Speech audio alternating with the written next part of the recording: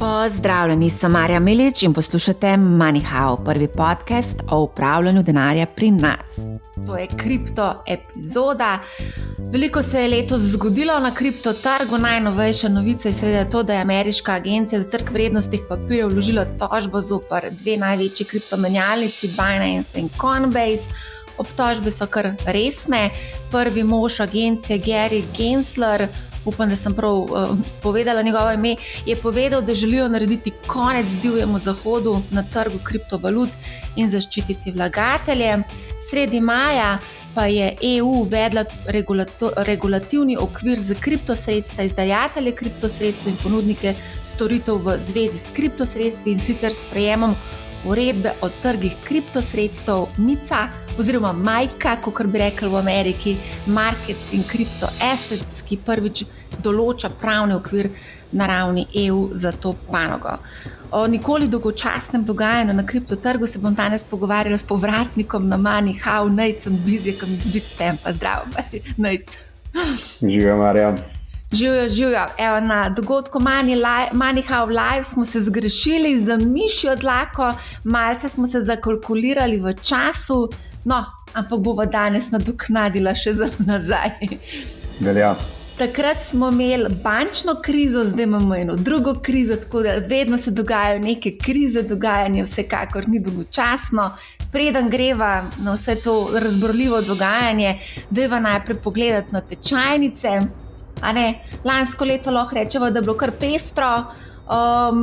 Lahko rečemo ameriški indeks, greva najprej ameriški indeks pogledati, ameriški indeks Nasdaq 100 je letos pridobil tretjino vrednosti in je nadoknadil večino upada in danes kotira le še okrog 10% pod vrednostjo, pri kateri je zaključil leto 2021. Tudi tečaj Bitcoina se je letos kar lepo okrepil za 55%, a še vedno kotira na polovici vrednosti, pri kateri je zaključil leto 2021. Ether se je tudi lepo ukrepil 44% letos in ravno tako kotira na slabi polovici vrednosti z konca leta 2021. Kako gledaš na te tečajnice trenutno? Kateri so glavni dejavniki, ki krojijo momentum na kriptotrgu? Ja, definitivno dogajanje na trgih je zelo pestro letos, in izjemno nepredvidljivo. Veliko znanih investitorjev, pa pametnejših od mene, pravi, da je to neko najtežje makro okolje, v katerem so kadarkoli vlagali denar svojih vlagateljev. Še zmeri te inflacijski pritiski, hkrati pa pravzaprav zaposlenost ostaja visoka, kar nas lahko nekako vodi v prepričanje, da bo pritisk na ceno storitev oziroma to ceno dela ostal visok, se pravi neka persistentna taka inflacija, hkrati pa denar je postal zelo, zelo drag. In zdaj v samem kriptu bi rekel, da se je trg odzval pozitivno iz parih razlogov. En je ta globalni makro, se pravi cel ta trend dedolarizacije, ki se odvija. To je nek zelo tak dolgoročen sekularni trend, ki pa smo ga mogoče, ko začneš spremljati, sem pa tja vidiš kakšno novico, pol pa v bistvu kar naenkrat pridobi na tej hitrosti. In to pomeni nekako odmik od ameriškega dolarja, oziroma ne nujno ameriškega dolarja, tudi ameriških obveznic, kot tisto ultimativno rezervno sredstvo. Lahko bi rekel, da je bil trigger takrat, ko so Američani, oziroma ko je Evropa zamrznila ruske rezerve, ko kar naenkrat tista ameriška obveznica več ni bila tisto najbolj, Američani bi rekli, pristine collateral, in se potem začneš nekako ozirati, kaj pa še alternativa tukaj ameriškemu dolarju. In v tem samem spraševanju o temu, kaj pa je zdaj ta alternativa, a je to res ta inside money, se pravi valute centralnih bank, ali je mogoče kakšen outside money, pravzaprav, ki obstaja. In v tem seveda zlato takoj pade na pamet. Kot majhen delček, oziroma kot bom rekel, en zelo ambiciozen projekt, je pa seveda tukaj tudi stoji Bitcoin in ta cel kriptomarket. Tako da ta trend dedolarizacije sigurno kot en dolgoročen je, bom rekel, veter v jadra kriptu. Potem to celo negotovo okolje, visoke obrestne mere, vidimo, ne, kako se podre Silicon Valley Bank, kako v bistvu Amerika napade kriptobanke, ne, v resnici zelo politično napade kriptobanke in kripto presenetljivo dobro se odzove na celo zadevo, ne. Pravzaprav bi pričakoval, da smo zelo povezani, visoka korelacija z Nasdaqom, to je vse long duration asset, ampak v resnici temu ni čisto. Očitno je kripto v tem negotovem okolju, kjer je pravzaprav historično težko najti analogijo, kdaj bo tisto zadnje obdobje, ki bi lahko z njim vlekel usporednice. Se mi zdi, da se presenetljivo spravi ta pozitiven makro trend. In pa seveda odboj od notranjih, torej tehnično preprodanih ravni in pa tudi, bom rekel, položaj v ciklu. O tem se že malo zadnjič govorila, Bitcoin ima ta svoj cikl, ki se ga v bistvu pravzaprav kar lepo drži. Če pogledamo chart, kakšen je bil tam 2019, 2020, 2021, smo zdaj tam 2019 počasne, ker so se te odboji zgodili in potem neko obdobje negotovosti, pa potem proti halveningu, ki je naslednje leto. Tako da, kako gledamo vse skupaj, izjemno negotovo overall, ampak so, bom rekel, razlogi za biti optimist. Čist bikovsko razpoloženo. Ampak, veš kaj, recimo zanimivo mi je to, da ko se pogovarjam z ljudmi, ni več unga hajpa. Tudi med mladimi ni hajpa. Tako zelo se je umiril in v bistvu kripto se omenja zdaj kot neka postranska opcija za investiranje. Zdaj bolj jih zanima investiranje v ETF, v delnice in podobno, obveznice recimo smo imeli tudi hype, v tem, ko kripto je tako zdaj malo. Tak je vtis, ko se pogovarjam z ljudmi. Tudi za najstniki mladimi ne hlastajo več po tako hitrem zaslužku na kriptotrgu, kot so mogoče kakšno leto ali pa 2 leti, 3 leta nazaj. Hvala Bogu, kaj ne rečem. Jaz mislim, da na koncu vse teorije portfelja še zmeri držijo. Delniške naložbe še zmeri so ključ vsakega portfelja. In mogoče smo imeli ta 60-40 portfolio, ki je lepo držal zadnjih 30-40 let. Zdaj mogoče se v tem visokoinflacijskem okolju, tem negotovem okolju mogoče rata bolj 20-20-20-40, ker so delnice 40, ostalih 60 pa razdeliš malo na commodity, ker jaz mislim, da ima kripto svojo vlogo tudi, malo na cash, pa malo verjetno na obveznice. Tako da se strinjam, mislim, zdaj je obdobje na kriptotrgu, ko se pač res se čisti, v smislu ostajajo, Bitcoin in Ether zame sta zmer imela jasen položaj v tem, kako izraz se pravi, macro asset universe, se pravi, jasen položaj imata oba. Ostali pa malo iščejo use case. NFT so zanimivi do določene mere, kakšni projekti so dobri, Ether scaling solutioni, ampak veliko je pa tega,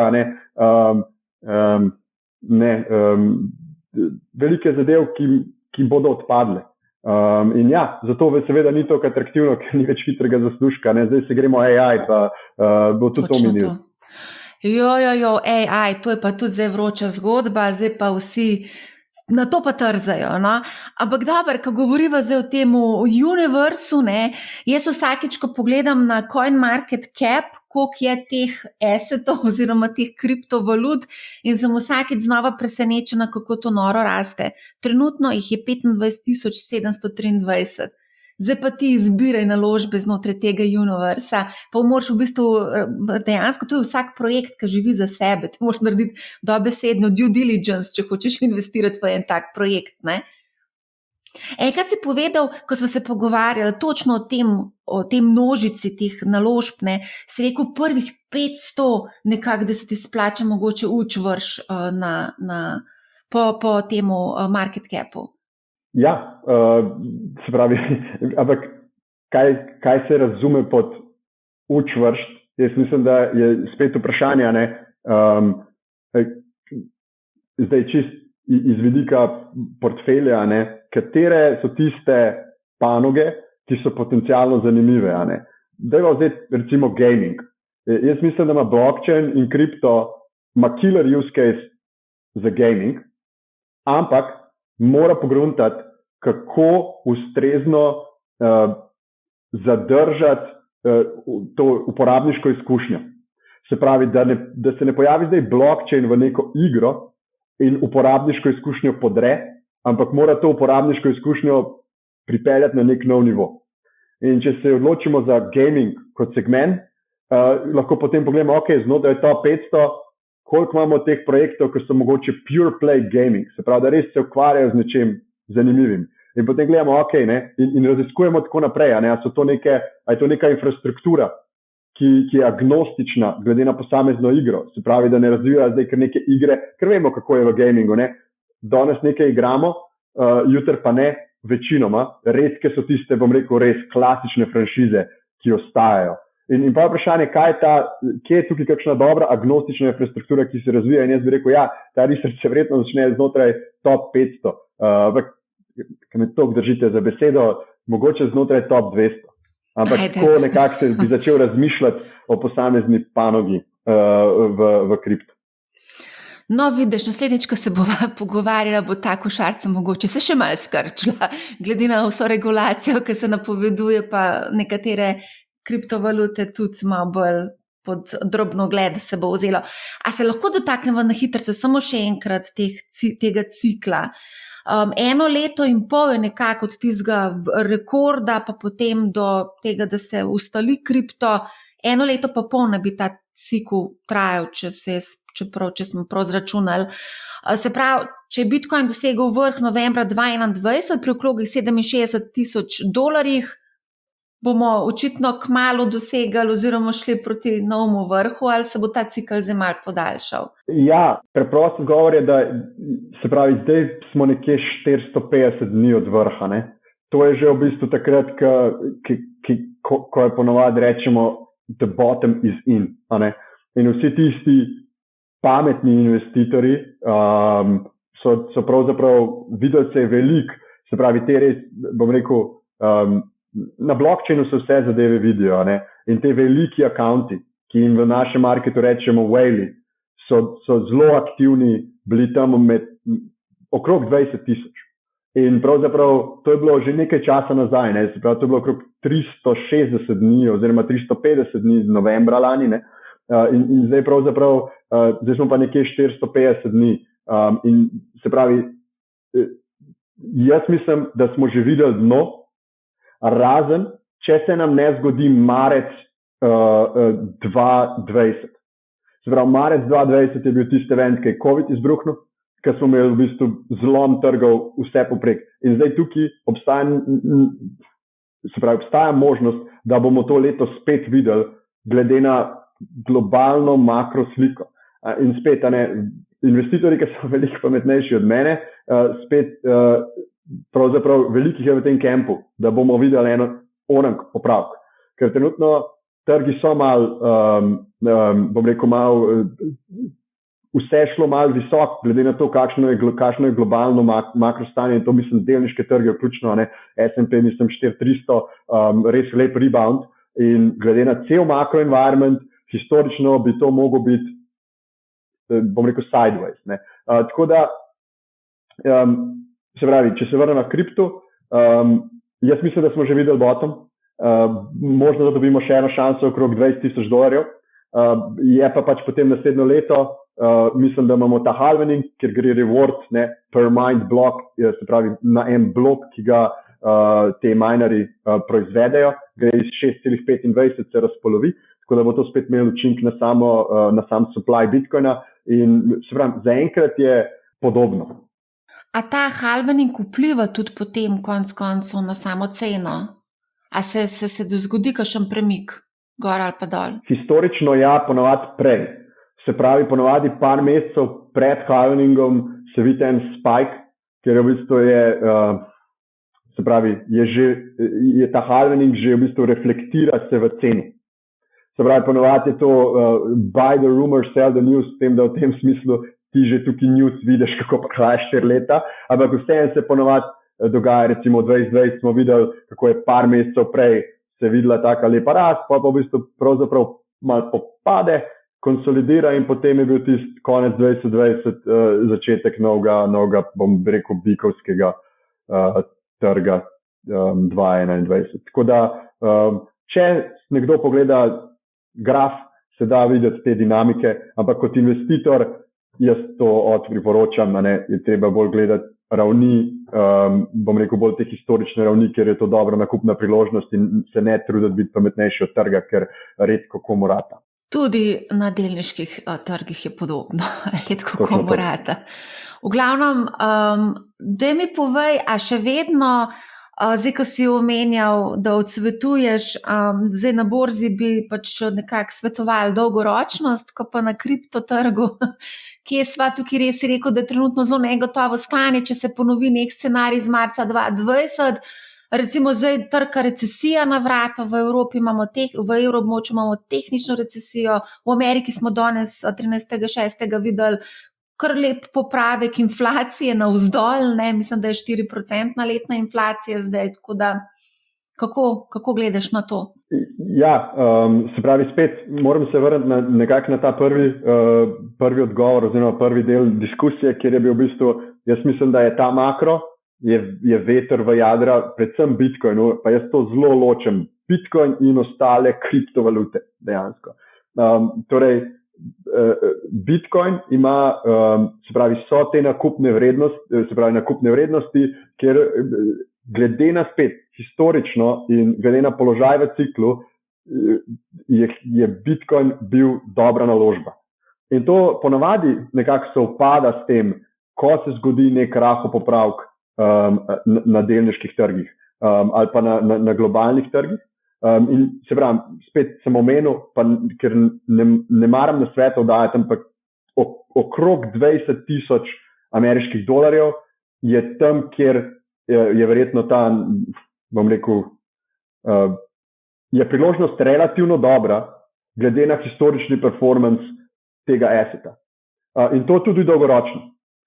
Se pravi, ne gre za nekaj, kar kupujemo in prodajamo na 6 mesecev, ampak na nekaj let.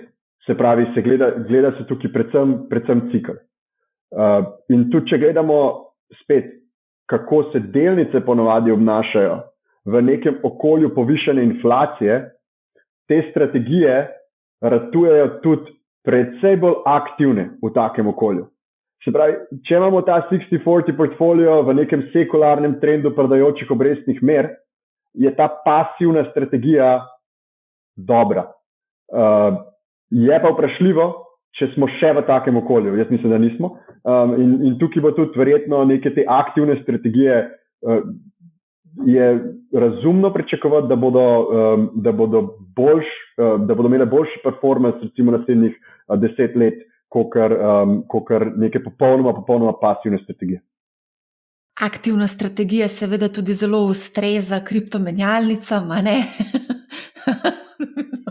Treba dodati. Ko praviš, da je bila dobra naložba, medtem ko si razlagal o tem, sem na hitrico zračunala, za koliko je v bistvu vrednost Bitcoina upadla z vrha, ki je bil novembra 2021 pri $67,000, danes je 25,800 trenutno, kar pomeni 61% upad vrednosti. No? Ja. Če ne rabiš povedati, pač tako je, nimamo kaj, ne. A greva se dotakniti za te regulacije, ker regulacija konec koncev lahko tudi tista, ki nekako spodmakne nadaljno rast, če lahko temu sploh tako rečem. Zdaj smo videli, v začetku junija je SEC, Ameriška agencija za trg vrednostnih papirjev, usekala dobesedno po Binance in Coinbase, dveh večjih kriptomenjalnicah, jih je tudi tožila, obtožbe so kar resne, vse od poseganja v sredstva strank, okoriščanja na račun strank, mislim, da je celo Binance kupil jahto z sredstvi od strank, mislim, 11 ali koliko milijonov je bilo, številke segajo vse tja do 12 milijard, potem neke sheme za naklepno izogibanje ameriški zakonodaji, je bilo manipulativno trgovanje med računi entitet, skratka, kar neki problemov so našli pri ameriškem regulatorju. Kako vi gledate na to? Verjetno spremljate to zelo natančno na Bitstampu, ne? Ja, je glavna tema pogovora, sigurno. Zdaj, kako gledamo na to, jaz bi rekel, spet je več, iz večjih zornih kotov se da to pogledati. Eno je sigurno, če gledamo čez geografsko, z neko dobršno mero zaskrbljenosti, predvsem kar se tiče ameriškega trga, in tle gre za nek sistematičen napad, kakorkoli se to sliši malo teatralno, gre za neko, bom rekel, sistematično gonjo proti v bistvu kriptoindustriji oziroma akterjem v kriptoindustriji. In verjetno glavni povzročitelj tega pa je še v bistvu november 2022 in to je ta FTX. Ker je bil Sam Bankman-Fried tako velik del, pravzaprav tudi ameriške te politične scene, z velikimi povezavami v Washingtonu, on je lobiral za pravzaprav kripto zakonodajo, ironično. In je pravzaprav, se imamo tudi neke povezave, da je Gary Gensler takrat sprejel neke donacije, se špekulira, da si je bil zelo blizu, tudi s Samom. In ko se to skupaj vse podarilo, je veliko ljudi na zelo visokih položajih bilo precej nezadovoljnih. In je bil tudi oversight strani SEC-a. SEC FTX-a nikoli pravzaprav ni obtožil, preden se je česarkoli, preden se je pravzaprav ta cela schema zrušila. In kot posledica, zdaj vidimo 3-6 mesecev kasneje, najprej tista bančna kriza, kjer je bil kripto glavni krivec, s tem, da je CEO, se pravi predsednica Silicon Valley Banka povedala, da kripto kot tak ni imel nič, je bil samo del depozitov Silicon Valley Banka. In potem, če nadaljujemo še 3 mesece kasneje, vidimo te tožbe proti praktično celi industriji, pravzaprav je Bitstamp edina kriptoborza, mislim, da je edina v Ameriki, ki še ni dobila komplenta, ki ni dobila komplenta strani SEC-a. Torej, zakaj je zaskrbljenost? To je, ker je to slabo za Ameriko nasplošno, zaradi tega, ker se od tem, ko oni zapirajo kripto, ostale geografije odpirajo, Evropa se odpira se Hong Kong, se pravi, kripto ima svoje use case, ki niso špekulacija, pošiljanje denarja okrog za začetek, in preko blockchaina je veliko bolj učinkovito, kot pošiljanje preko tradicionalnih bank. Tako da nekako geografsko zaskrbljenostjo, ker se Amerika postavlja v slab položaj.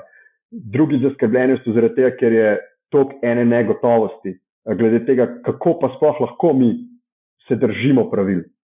Težko, ker ne vemo točno, se pravi, zdaj imamo neko jasnost, SEC misli, da je 10 tokenov, da so security, kaj pa ostalih 50, a to bo pa naslednja tožba, ki jo bodo vložili. Ni neke sistematične zakonodaje, ki bi dala jasnost tem, ki sodelujejo na trgu kripta, na ameriškem trgu. In zdaj za konec bi pa sam še ločil res Coinbase in ostale tudi Kraken od Binance-a. Ker tukaj pa prideva na neko diskusijo, ki so jo že imela, in to je ta onshore, offshore. In Binance, vse so se že enkrat pogovarjali, impresiven produkt, ampak to je black box. In to, kar so oni počeli, to te prakse, market manipulation, da so zavestno dopuščali ameriške investitorje, čeprav je jasno, da tega oni ne bi smeli, so jim dovolili, da trgujejo z finančnimi instrumenti, z derivativi. In vse možno, da se izognemo kontrolam proti Coinbase-u, ki je SEC v bistvu ga dopustil za trgovanje na borzi v Ameriki, ki je fully onshore, se trudi zgraditi neko res nek dober biznis in pravzaprav so se jih lotili. In je to res velika razlika med tema dvema tipoma akterjev na trgu. Ja, absolutno. Ne, se strinjam s tem. Coinbase konec koncev tudi delnice trgujejo oziroma kotirajo na borzi, tako da pač ne, je v določenem delu zagotovo veliko bolj transparenten kot pa Binance. Mogoče tukaj še eno vprašanje iz našega Discorda. Sprašuje en naš član Discord oziroma tudi poslušalec in gledalec, kakšen bo pa vpliv Binance in Coinbase vsega tega dogajanja na Bitstamp. A se lahko zgodi, da tudi vas, ti si rekel, še niso, a ne? Ali mogoče Bitstamp premajhna riba? Ja, torej vpliv na splošno. Zdaj dva vpliva, se pravi regulatorni pa da reči market. Sam regulatorni, se pravi, zaenkrat nas še niso. Zakaj rečem še niso? Ker recimo mi smo v veliko manjšem obsegu poslujemo na ameriškem trgu, kot Coinbase, ki je res tam blue chip praktično. In hkrati pa nismo tako prisotni, tak akter na globalnih kriptotrgih, kot je recimo Binance. Tako da smo precej, kot bi rekel, under the radar. Zdaj, so pa za trgovanje na naši platformi danes na voljo nekateri žetoni, ki jih je SEC v svojih tožbah navedel, kot da so pravzaprav to neregistrirani finančni instrumenti. In zdaj naša praksa je, ker to ni prvič, mi pravzaprav zmeraj gremo v delisting tega. Ker to je prvi trenutek, ko je SEC nam kot akterju na kriptotrgu ponudil neko jasnost oziroma izrazil svoje mnenje, ki ga prej ni bil pripravljen izraziti. Tako da zato rečem, še niso, lahko da se zgodi, ampak mi smo definitivno compliance forward, regulation forward in verjamemo, da poslujemo, imamo zelo strog postopek, kako dopuščamo določene žetone za trgovanje in to je regulator odobril naš sistem oziroma postopek za dodajo žetonov na trgovanje na ameriškem trgu. Se pravi, New York Department of Financial Services je ta naš postopek potrdil. Tako da mi delamo vse, kar lahko, da poslujemo v skladu z relevantno zakonodajo na ameriškem trgu. Tako da to je nekako stanje danes. Zdaj, kar se tiče pa na splošno kriptotrga, se pa vidimo že dogaja. In to se prej začne dogajati na institucionalnem trgu, ki ima boljši risk management, bolj že po pravilih so bolj manj naklonjeni tveganjem in se hitreje odzovejo na neko povečano tveganje. Tako da vidimo, da bi nekaj, kar bi lahko rekel flight to quality in vidimo pravzaprav porast trgovalnih volumnov, relativnih trgovalnih volumnov, se pravi market share v zadnjem času, tudi sama, bom rekel, kvaliteta trgovalnega volumna, če na kratko rečemo, mi rečemo order book quality, se nam izboljšuje in vidimo veliko povpraševanja strani institucij, ki so včasih trgovali na Bitstampu, pa so nehale z določenih razlogov in se želijo vrniti, ker pravzaprav vejo, da poslujemo v skladu z vso relevantno zakonodajo in da je to pravzaprav da probamo biti odgovoren akter na kriptotrgu. Zdaj, ko si omenjal, da se je SEC izjasnil glede določenih coinov, to govoriva o Cardani, Polygon pa Solana, ne? Ja, mislim, da je lista sicer daljša, ampak te trije so bili vmes. Se pravi, ko je bila ta lista objavljena, si ti rekel, da ste šli v delisting.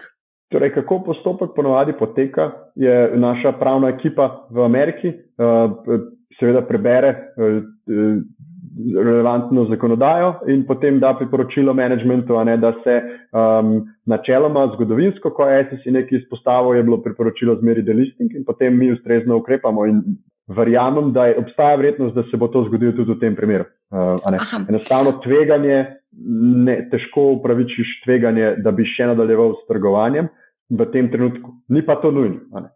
Ni pa to nujno. Okay, v primeru, opazila sem, da se kar pogosto dogajajo neki delistingi z različnih teh kriptomenjalnic in različnih razlogov. Mogoče naredijo due diligence nekih teh projektov, pa rečejo, to ni v redu, pa delistajo, ne vem. V primeru, da si ti imetnik teh coinov, kako tebe to delistanje prizadene? V konkretnem primeru. Recimo Cardano ali pa Solano boste umaknili z borze, kaj to pomeni za mene? Recimo? Ta informacija ti bo znana že kakšnih vsaj 14 dni vnaprej ali pa 3 tedne in se pove, takrat se bo ustavilo trgovanje. Imate čas do takrat da svoja sredstva prenesete v drugo denarnico. Zdaj ta denarnica je lahko, se pravi, non-custodial, neka tvoja denarnica ali pa neka druga borza, ki to trgovanje še ponuja. In potem enostavno se ta sredstva ostanejo na voljo za, se pravi, za withdrawal, a ne za dvig iz borze. In potem se trgovanje ustavi, ta perioda še zmeraj vi lahko uporabnik lahko pobere sredstva iz menjalnice. In potem v eni fazi se pa tudi ta opcija zapre, ko je to časovno oko. Zdaj, Cardano pa Solana, to so kar velike zadeve, no? In zdaj, če recimo se odločijo večje menjalnice to umakniti, mimogrede tudi Robinhood je to napovedal z 26. katerim 28. junijem, umik prav teh 3 coinov. To pomeni, da bo verjetno zelo težko recimo prodati oziroma pa bojo vrednosti izgubili te coini, ne? Še bolj kot so. Ja, mislim, da dejansko je padla že vrednost okrog 30% od same objave teh komplentov strani agencije za trg vrednostnih papirjev oziroma SEC-ja. Tako da sigurno je to negativno vpliva na ceno posameznih žetonov. Bo prav zanimivo videti, kako se bodo odzvali v bistvu te ustvarjalci tega oziroma kreatorji teh coinov. Nič verjetno nisi slišal, ne? Ne, načeloma so vsi, SEC se obnaša malo tako skizofreno. Zaradi tega, ker pravzaprav oni to niso neki novi projekti, ki se pojavljajo na trgu, Cardano, Solana, to že vse obstaja precej časa. In da se potem 23. junija pa to kar naenkrat navede v neko tožbo proti akterju na trgu, je presenečenje za velika,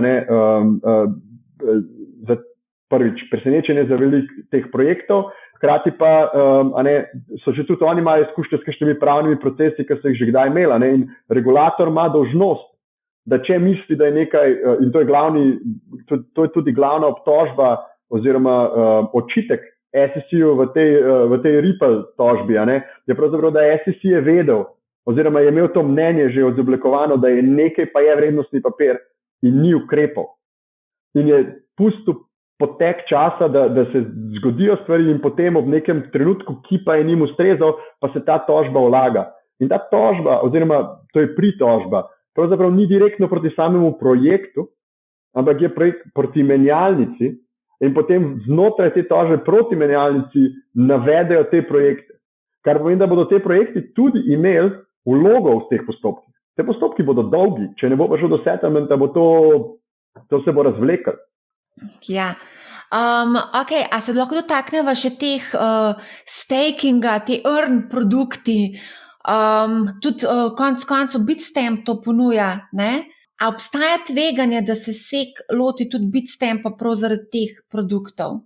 To je vprašanje z Discorda, no, samo to, da povem. Tega ne ponujamo znotraj ameriškega trga, torej na globalnem trgu. Odgovor je kratek ne za uporabnika izven torej Združenih držav. Je to popolnoma v skladu z vso relevantno zakonodajo. Imamo neko specifiko v Združenem kraljestvu, kjer so se odločili, da je staking tudi finančni instrument. In v tem primeru recimo mi imamo ambicijo, da pridobimo licenco za MiFID licenco pravzaprav, da smo pravzaprav broker oziroma posrednik, hkrati tudi borza, ki lahko posluje s finančnimi instrumenti in da te produkte tudi popolnoma regulirano ponudimo na angleškem trgu. Finančni vzvod, kako na Bitstampu gledate oziroma spremljate pozicije na trgu in ali se na kakršen koli način prilagajate, kaj se dogaja z uporabo tega vzvoda pri poslih na borzi, na vaši menjalnici? No? Torej, Bitstamp ne ponuja leveragea oziroma vzvoda.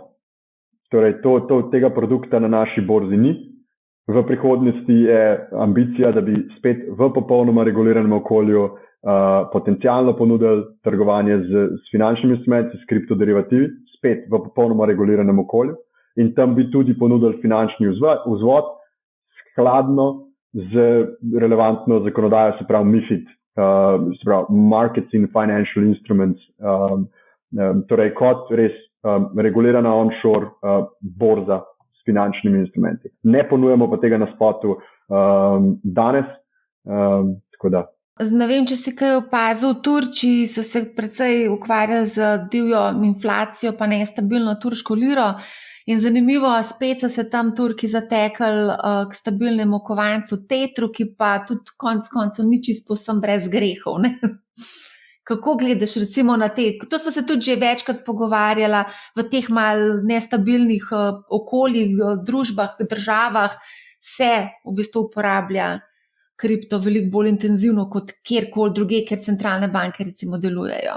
Ja, res je in ful zanimivo vprašanje. Se pravi, spet je več aspektov tukaj. Ne? Najprej Turčija kot taka zelo zanimiva za kripto. Sicer je to trg, ki je zelo potrošniško usmerjen v kripto, torej manj institucionalno. Tam je, ker so se ravno dotaknila vzvoda, je vse temelji na finančnem vzvodu in pa tistih 5000 žetonov, ki jih lahko ponudiš za trgovanje, ne? Se pravi, neki taki kratkoročni dobički so precej v ospredju. To je en del. Ne? Drug del je seveda ta problem iz turško liro, ne? Ki kar nekako se ne uspe pobrati. In v bistvu ljudje se zatekajo k dolarju. Tether je tam mečkam bolj dostopen, ne? Ker vse en ta drug kovanc, se pravi USDC, je bolj spet v Evropi in Ameriki prisoten. In pa hkrati njihov banking je se pravi bančni partnerji, s katerimi delujejo, so težje dostopni oziroma manj naklonjeni tveganju. In recimo videli smo, ko je bila ta situacija marca, ki se je zgodila z bankami, in če pogledamo, se pravi market cap, torej skupno tržno vrednost USDC-a kot drugega največjega stablecoina in pa Tetra kot največjega stablecoina, da je v bistvu 15 milijard se zmanjšal na USDC, ki je bolj onshore in v Ameriki praktično. Tether se je pa za 15 milijard povišal. In to je še ena negativna oziroma neželjena posledica pretirane regulacije v Ameriki, ker mi želimo razumno regulacijo, da imamo to transparentnost in da imamo nek boljši stabilni kovanec, ne? Hkrati pa se pravi, da to ostane onshore, ne pa da beži offshore in v neke jurisdikcije, ki jih ne poznamo. Je pa treba vedeti tudi, da trenutno Tether torej še ni zagotovil toliko kontrol, kot bi jih radi videli, to je dejstvo. Je pa res, da si oboji v tem environmentu oziroma v tem okolju, ker so visoke obrestne mere, res manejo roke v smislu dobičkov. Ne, to so milijardni dobički na kvartal, ne, ki jih te stabilni kovanci trenutno generirajo. Tako da, to je kratek odgovor. Turčija je zelo zanimiva, mislim, dolg odgovor. Turčija je izjemno zanimiva, stabilni kovanci pa definitivno so killer use case za kripto in upam, da jih uspemo spraviti v nek razumen regulatorni okvir, da bodo lahko rasli. Kaj pa se dogaja z digitalnimi valutami centralnih bank, ki v bistvu so odgovor na stablecoina? Se kaj dogaja tukaj? Napovedali so, da se bo v Evropi zgodil ta digitalni evro, ampak kje je zdaj to? To so vse počasni projekti, ampak se odvijajo. Ne? In to je spet vprašanje, kar mene najbolj skrbi povezane s temi valutami centralnih banke. Torej, prvo dejstvo je, da so bolj učinkoviti. Se pravi, digitalni evro je nedvomno bolj učinkovit od njegove analogne različice. Torej, za samo poravnavo na finančnih trgih, za premikanje denarja, za vse te zadeve, je ta, jaz mislim, institucionalni lobby izjemno močen za tem. Tudi na finančno industrijo ima digitalni evro izjemen učinek, ker pravzaprav veliko vlog v finančnem sistemu digitalni evro eliminira. Razni settlement, custody, to se vse spremeni, to se vse optimizira, to vse postane veliko bolj učinkovito. Finančni, se pravi financial rails, plačilni sistemi, kar naenkrat postanejo 24/7, vse rate veliko bolj učinkovito. Če bi delali še čez vikend, to ima pozitivne učinke na gospodarsko rast. Torej, politični interes za tem je velik. In zaskrbljujoč je pa ta overreach oziroma pretiran poseg v sfero posameznika iz strani monetarne avtoritete. Ker če greva nek 1984 scenarij v smislu tega utopičnega, ne, da bi nam lahko pravzaprav mi bi dobili svojo plačo v aplikacijo, vse bi plačal posod s tisto aplikacijo in na koncu v eni fazi bi ti pač rekel, zdaj pa treba denar porabiti, ne smete ga več držati na svojih računih in ti pravzaprav posežejo do te mere, da usmerjajo tvojo porabo lahko. Pravi, uporaba posameznika bi teoretično lahko bila usmerjena strani neke monetarne avtoritete. In to na Kitajskem, vse v Evropi imamo te zelo močen data protection in vse te zadeve, ampak nekje na Kitajskem to sploh ni toliko oddaljen scenarij, ker bi pravzaprav lahko tako stanje ustvariti. Tako to mene je zaskrbljujoče in bolj verjamem v te privatne oblike denarja, ki so ekvivalentne evro. Se pravi, da je vse nek privatni denar, privatni evro, ki ima specifičen use case, ki lahko ga položimo pri centralni banki in vse te zadeve, ne, se pravi, ima ta ekvivalent, a hkrati pa nima nobene avtoritete, da poseže v sfero posameznika. Tako da neka ta srednja pot mogoče, no, vse en bolj. Je pa, če sam še zaključim, je pa veliko se dogaja. Vsaka večja bančna skupina v Evropi gleda svojo verzijo nekega stablecoina. Vsi to gledajo, vsi kako bi to implementirali, kako to postaviti, da bo delovalo. Tako da ja, Societe Generale je recimo en tak primer, ki ima veliko ambicije v kriptu, tako da se veliko dogaja. Ravno ta teden me je ena novinarka spraševala, kam naj ljudje investirajo denar, ki jim dobesedno leži na banki in realno izgublja praktično na vrednosti iz dneva v dan. Ne. Ta ideja, da te nekdo prisili, da denar mu aktiviraš, recimo, da ga ne potrošiš v smislu, da greš kupiti neke zadeve, ki jih ne potrebuješ, ampak da investiraš, ki je tudi na nek način preusmeritev iz banke, a ne, to bi bilo tudi mogoče včasih lahko kakšna brca v rit, bi nam lahko koristila. Ja, recimo, ali pa tudi, ne, če tako pogledamo, če sem jaz zdaj kot najmanjša enota porabnika evra, imam v bistvu direktno povezavo s centralno banko, se pravi z ECB-jem.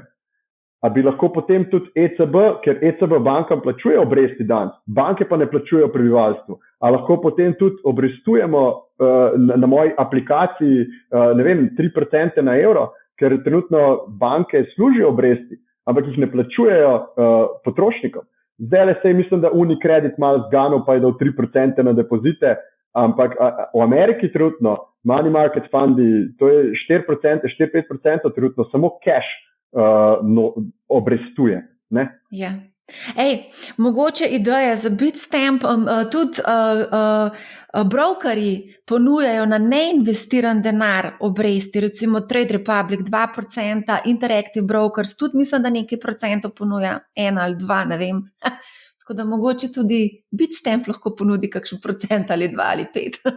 Gledamo. Res? Dejansko gledamo, kako bi lahko to rešili. No, vidiš, to je pa zanimivo. Ne, ko se posamezni investitor, ne spet, če se vrnemo na tisto sestavo portfelja, mogoče 20, 40, ne, sprašuješ, ok, kot nek evro, nekdo, ki je izpostavljen večinoma evro, vse v dolar greš lahko, pa najdeš neke obresti. Ampak kot nekdo, ki je izpostavljen evro, je malo možnosti, da se služi obresti na denar za potrošnika. In to se vse spremeni, ko pa si ti, bom rekel, professional investor, se pravi profesionalc, ne, se pravi, spragaš dovolj denarja in tako naprej. Tako da to je problem, ki ga ima Evropa oziroma evro, ki se ga da začeti reševati. Vidim, da se ti mudi, ampak imam še 2 vprašanje za tebe, preden bova zaključila.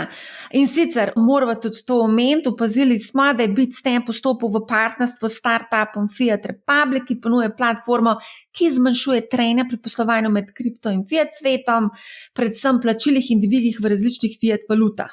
A bo to, kako bo to vplivalo na uporabniško izkušnjo? Oziroma, zakaj si se odločil za to potezo? Bitstamp ima danes 16 bank, s katerimi poslujemo globalno, in to je ena izmed naših močnih točk.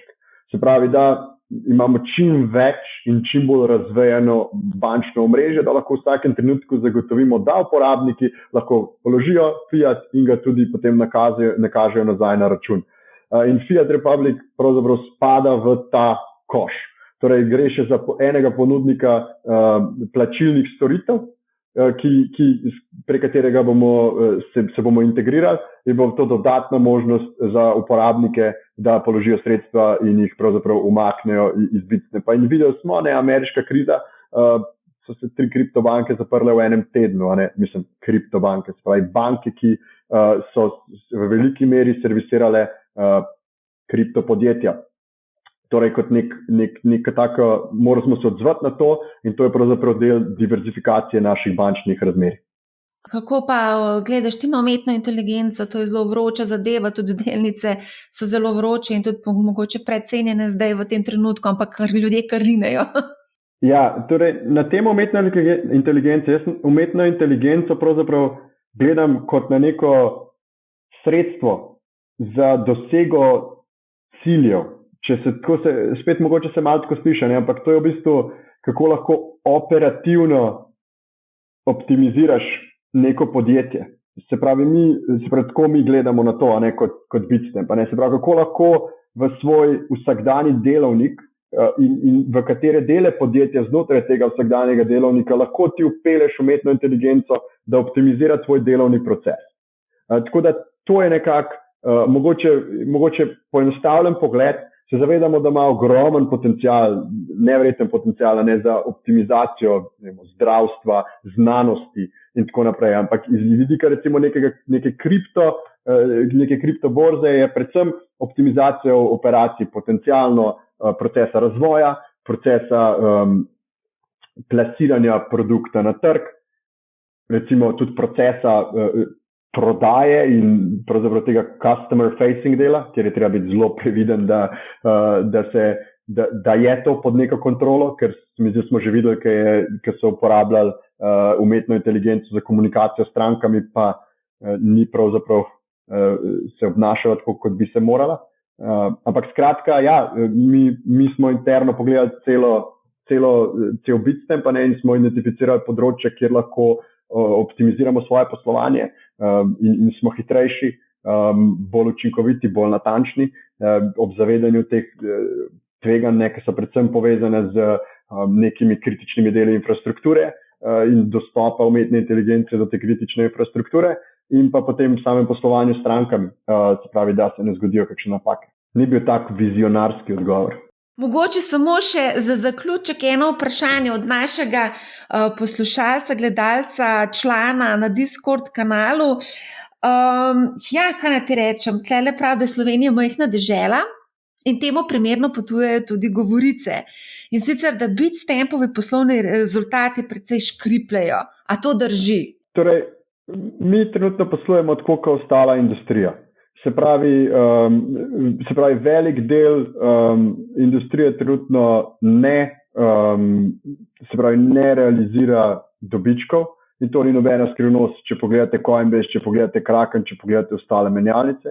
Mislim, da je pomembno to, da je postavljena struktura, da je pač podjetje finančno vzdržno in da pravzaprav imamo tako da razvijamo nove proizvode in storitve, ki jih bomo plasirali na trg, bodi si sami, bodi si s partnerji, hkrati pa tudi trg in volumni in volatilnost ne morejo večno ostati na teh nivojih, kjer so danes. Tako da mislim, da je ključni del tega odgovora je, da je pač podjetje finančno stabilno in pripravljeno na naslednji bikovski cikl, ki se približuje.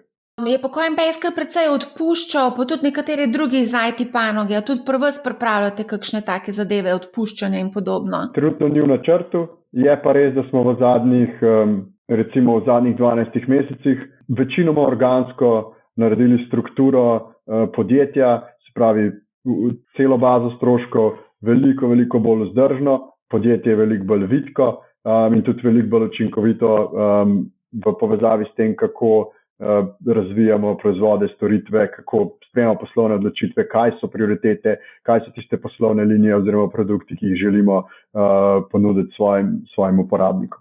Samo še za konec, mogoče kakšen nasvet našim poslušalcem, gledalcem in pa članom Discord skupine. Kako investirati v kriptotrgu?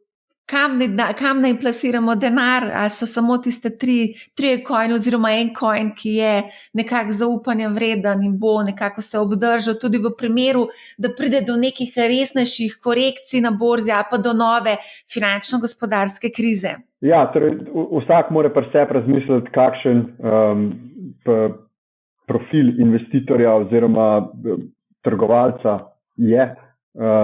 Jaz sem že večkrat povedal, torej tudi osebno nisem načeloma bolj kot je razumno naklonjen tveganjem, torej ostajam pri svojem izboru tistih kriptovalut.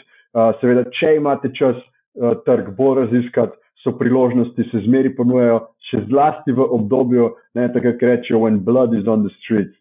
Tako da trenutno rekel bi razumno, čisto zagovarjam teorijo portfelja, vložite lahko v kripto tisto, kar si pač ne bi rekel privoščite, lahko izgubite, bolj bi rekel v tem trenutku, da mislim, da kripto so razlogi, zakaj, se pravi Bitcoin predvsem, bi lahko bil razumen del portfelja vsakega vlagatelja. Zdaj na tisti long tail, tistih 200 žetonov, ki smo jih omenila, se pa iskreno, jaz svojega researcha nisem naredil, če pa ga poslušalci lahko naredijo, pa kar sigurno so zanimive stvari tam, ki bodo lahko ob dobršni meri špekulacije bile tudi, zanimiva investicija. In pa seveda po pameti, a ne? Absolutno. V glavnem, Nejc, najlepša hvala, da si se pridružil oziroma priključil MoneyHow.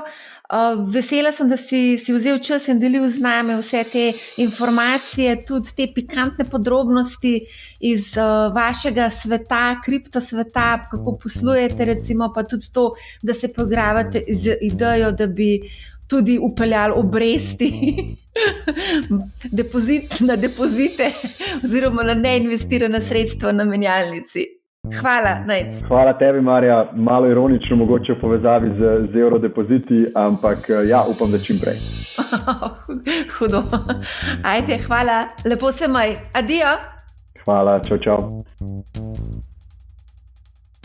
Tako, to je bila kripto epizoda z Nejcem Bizjakom, tako da mislim, da sva pripravila odlično vsebino z veliko bogatimi informacijami in upam, da vam bodo prišle prav. Kar se tiče samega investiranja v kripto, tukaj seveda je treba ravnati po pameti, ne tvegajte preveč, če menite, da niste kos nekako tem tveganjem oziroma tem nihanjem na kriptotrgu, mogoče kriptotrg ni pravi za vas. Toliko za enkrat z moje strani, želim vam prijetno jutro, dan ali večer. Vidimo se naslednji teden, ko pripravljamo novo epizodo.